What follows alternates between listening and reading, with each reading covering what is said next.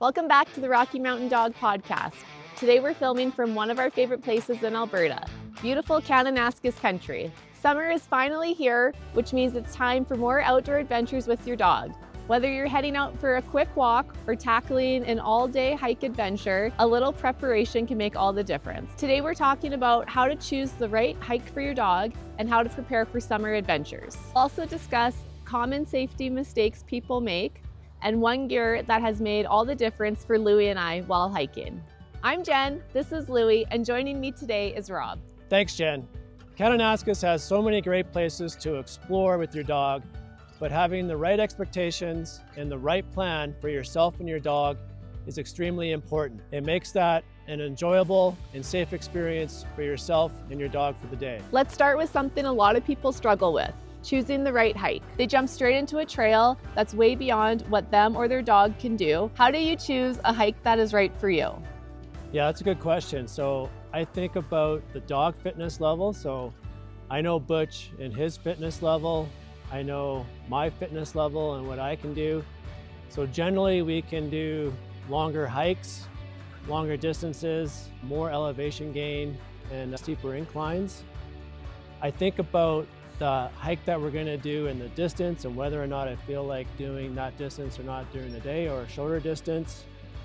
Always looking at elevation gains. How much elevation do I wanna climb for that day? Before we head out, we're looking at the weather. So we're always looking at the hike that we're gonna do and what the weather conditions are. And if it's favorable, we don't like hiking in rain, we don't like hiking in wind. So we're a pretty fair weather hiking duo.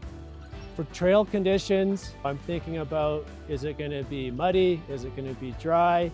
How much exposure there is on the trail itself for that hike. And then I think you really got to think about your dog's age and experience. So Butch, when he was younger, he could pretty much hike anything. He is getting a little bit older now. He could probably still do the same hikes a few years ago, but I'm definitely starting to think about maybe not super long hikes for Butch because he is a little bit older now. If someone is brand new to hiking with their dog, where do you recommend they start first? We're here in Kananaskis, so we're gonna focus on hikes in Kananaskis area. And if you're new to hiking, you just want to start out, we got some great spots for you.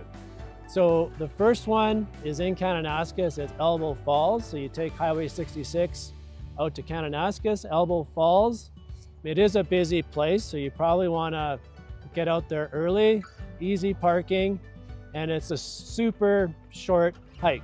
So you can get out of your vehicle, walk down the path, and you got a great viewpoint of Elbow Falls. There's staircases that you can take up and get a higher elevation view of Elbow Falls. Great for pictures. Another one of our favorites is Wedge Pond. So this is out Highway 40 in Kananaskis, just past Kidd Mountain.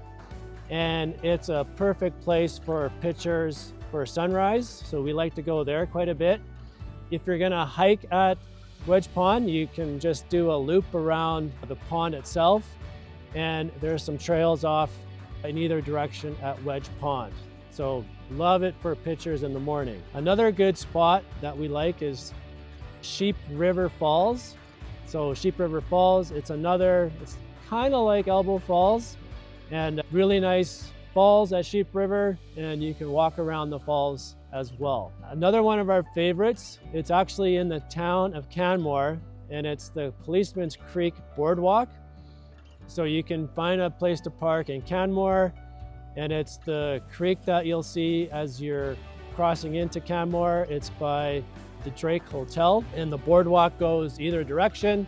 So you can either go west or east and walk the creeks in Canmore. Love it. Another great place that we like, it's also just outside of Canmore. It's the Three Sisters Viewpoint. So it's directly across from the dog park or off-leash area in Canmore. And you basically walk a dry creek towards Three Sisters, and you'll get to a spot where you can see a great view of Three Sisters, and then around there you can walk around and get other views of the Three Sisters. Lastly, a very easy hike that you can do. You don't have to go super far out of town in Calgary. It's the Fullerton Loop, so that's out Highway 66. It's one of the first stops that you'll see on the right side of the highway. And basically, it's an easy hike, a loop, probably about 4 or 5 kilometers that you can take. And then at the high point, you got a really good view of the mountains in Kananaskis. What makes these great beginner hikes? Yeah, so if you're just starting out with your dog, you don't want to go too far, you don't have enough time, you don't want anything too strenuous. These are all super easy hikes, easy to enjoy if your dog is older or you're unsure or just don't have enough time. You can check out these hikes. They're great, easy to get to in Kananaskis. What should people pack for shorter hikes? So for shorter hikes, we don't really think about too much as far as food or water goes. We'll have some treats. We will bring some water. When we're going out into the mountains, we always have bear spray. But for these shorter hikes, you'll be back at your vehicle or back in town in a shorter amount of time. So we don't think a lot about everything else that we have to pack. We always just have a backpack that's ready to go and head out into our vehicle and go to one of these spots. Let's say someone has done a few of these easier hikes and they want more of a challenge. What hikes would you recommend? We love moderate hikes in Kananaskis, and we've done a ton of them. Some of my favorites, first one would be Chester Lake. So this is out Kananaskis on Highway 40, and you take the Smithsonian gravel road. At Chester Lake, probably our favorite time to go there would be in the wintertime.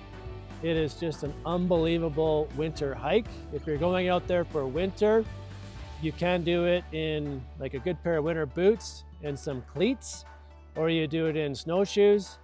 And it doesn't take that long. We've done it in a 3-hour round trip or a little bit longer.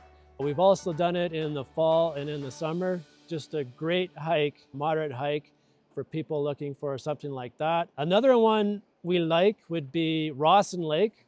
So this is out by Upper Kananaskis Lake. Another probably 3-hour hike. There's some elevation gain at the beginning. You hit a plateau along the trail, and then you'll hit Rawson Lake, probably about, I'd say, a meter elevation gain. When you get to Rawson Lake, just a beautiful view of the lake and the mountains in the background. Another one of our favorites would be on Highway 40 again, doing the Highwood Pass, and you're gonna do Elbow Lake. So Elbow Lake, pretty easy trail in. It's probably about 2 kilometers long, and then you're gonna hit Elbow Lake. Beautiful view of the lake and the mountains. Really easy hike, and sometimes you'll see people on horseback actually on the trail as well. Another one as well, this one's probably a little bit harder. This would be Prairie Mountain. So this is out Highway 66. You'll park right by Elbow Falls. It is a pretty good hike. There's lots of elevation gain. What's great about Prairie Mountain is once you get out of the trees, you're above the tree line and a really nice soft ridge that you're going up, and an unbelievable view of the mountains in Kananaskis. We also like Ptarmigan Cirque, pretty easy hike. That's on Highway 40. Keep on going up to Highwood Pass. Just another beautiful hike. And lastly would be Kings Creek. So this is out Highway 40. Before you do the turn off to go towards lower Upper Kananaskis Lake, you would park there. This one, it is a pretty good incline that you're going up. So you're definitely gonna get your heart rate going. Pretty steep incline on a kind of a dirt path on the side of the mountain. Once you get up onto the ridge, it's just a beautiful view of the mountains, great at sunrise or at sunset. We've done this hike a few times. Just an absolute kicker for a hike for moderate people looking for a good hike. What changes in your preparation when you're doing a more moderate hike like this? For these, like we're planning for 3 to 5 hours being out in the mountains. I'm thinking about what's the weather forecast looking like? Is it gonna be a nice day? looking at the trail. Is there anything going on with the trail or any alerts? And then the day of the hike, we're packing, so we're making sure that we got enough food, enough water, all the necessary gear for the hike. And then heading out, we're just always looking at the weather again. And then once we start, we would have brought extra layers. So thinking about how many layers we need on the hike, and then we head out. How much extra food and water should you bring? So on these hikes, basically for yourself, just think about you're bringing yourself a lunch and enough water for the day. So between yourself and your dog, maybe that's between 1 and 2 liters of water. When I'm packing a lunch, I'm always packing a lunch where I actually can feed Butch some food and then bringing snacks for him as well for the hike. When should people start thinking about emergency supplies?